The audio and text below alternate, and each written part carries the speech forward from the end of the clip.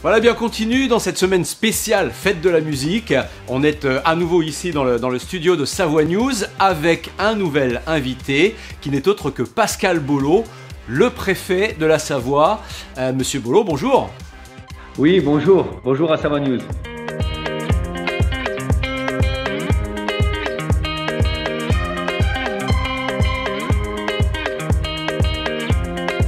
Donc on va plus chercher l'homme qui est derrière. Donc c'est pour ça que je me permettrai de vous appeler un peu plus Pascal Bolo que Monsieur le Préfet. Je voulais savoir, Pascal Bolo, quel est votre premier concert ? Alors mon premier concert, j'ai un doute entre Johnny Hallyday aux arènes de Fréjus en 72-73 ou Julien Clerc à la fête de l'Avor. Donc j'ai un doute entre les deux, mais il y a doute. En tout cas, c'est l'un des deux. Voilà, écoutez, on va prendre les deux, on va les garder. Deux jolis choix avec le taulier, comme on l'appelle, et puis bien évidemment Julien Clerc. Bravo. La chanson que vous écoutiez, peut-être pas en boucle, mais que vous écoutiez souvent au lycée.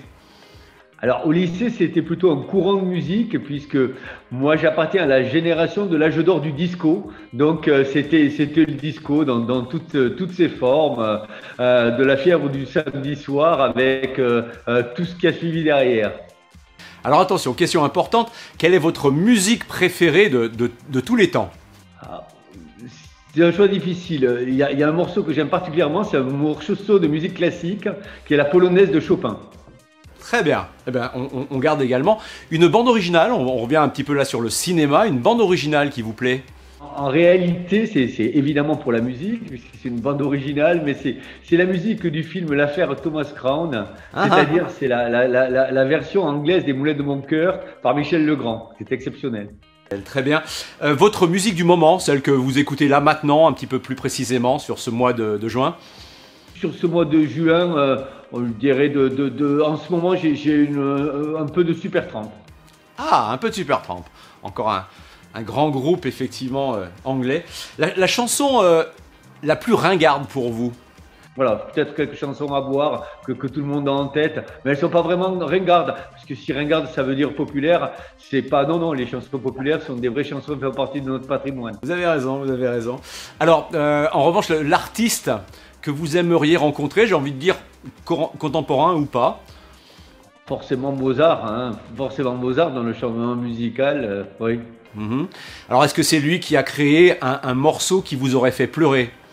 Non. Moi, le morceau qui me touche, c'est la première partie de Bohemian Rhapsody de Queen. Encore un très bon choix, bravo.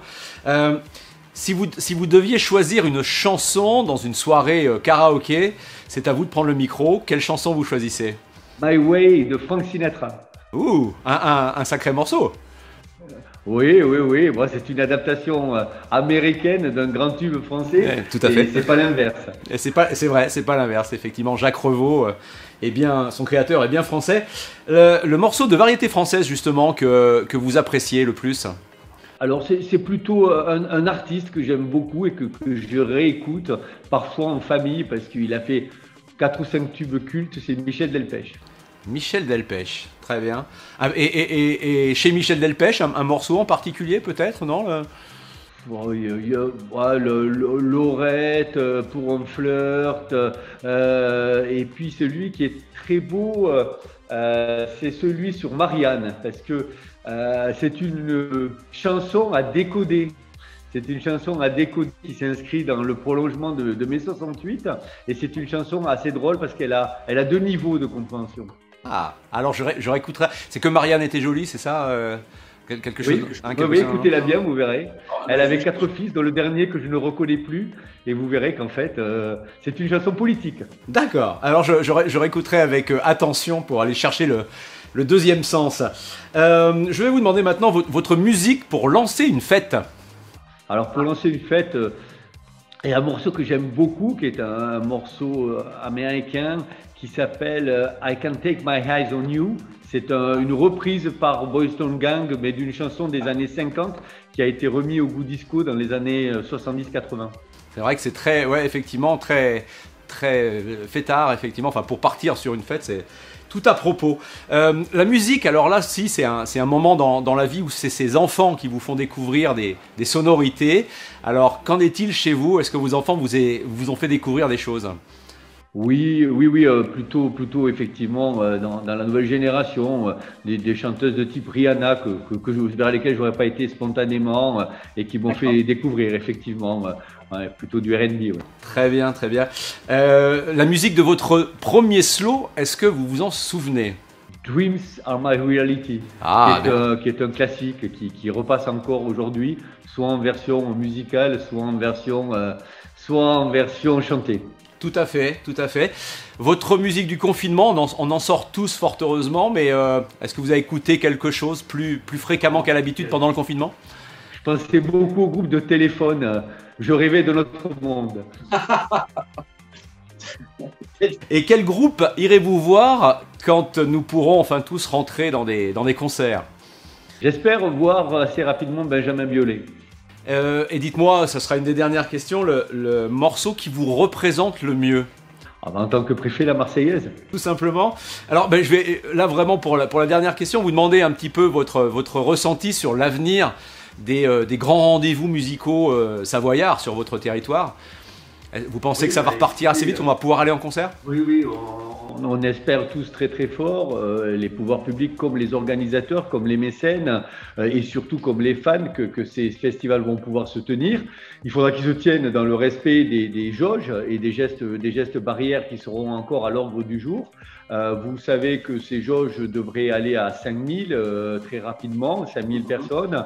Il faudra s'inscrire, il faudra très vraisemblablement disposer du pass sanitaire, donc pouvoir attester qu'on a été vacciné de moins, enfin qu'on n'a pas le Covid de moins de 72 heures ou qu'on a eu un schéma vaccinal complet. Donc c'est important que tous ces festivals se tiennent, parce que c'est à la fois un moment culturel et en même temps c'est un ressort pour l'économie. Donc c'est vraiment très important, mais il faudra le faire encore dans un contexte sanitaire qui sera un contexte de vigilance.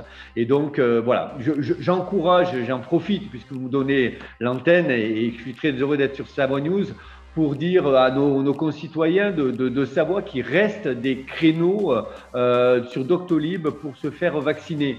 Depuis qu'on a passé l'âge de 18 à 50 ans et il n'y a plus de limite d'âge pour les adultes, nous avons encore quelques créneaux disponibles depuis 2 à 3 jours. C'est nouveau et véritablement, il faut que l'on consomme toutes nos doses et ça permettra à chacun, comme ça, d'avoir un schéma vaccinal complet pour les festivals de l'été. Eh bien, merci beaucoup. Je vous avais vraiment eu raison de prendre la parole un petit peu pour rappeler ces gestes barrières et puis pour parler de vaccination parce qu'on s'en sortira uniquement avec ça. Donc merci et merci surtout de vous être prêté au jeu de l'interview, certainement différente des sujets qu'on peut évoquer avec vous, monsieur le préfet. Ok, merci beaucoup. Merci à Savoie News. Merci, au revoir.